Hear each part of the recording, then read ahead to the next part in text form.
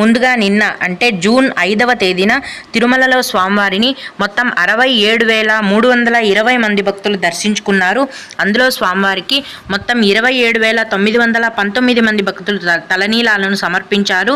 నిన్నటి రోజున తిరుమలలోని శ్రీవారి హుండీ యొక్క ఆదాయం అనేది 4,03,00,000 రూపాయలు.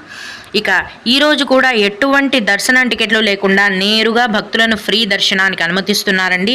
ప్రస్తుతం టికెట్స్ లేకుండా నేరుగా వెళ్ళే ఫ్రీ దర్శనానికి 8 గంటల సమయం అనేది పడుతోంది. అంటే 6 నుంచి 8 గంటల సమయం అనేది పడుతోంది.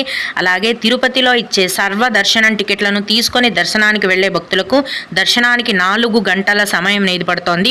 300 రూపాయల దర్శనం వారికి మరియు 500 రూపాయల దర్శనం వారికి దర్శనానికి 3 గంటల సమయం అనేది పడుతోంది.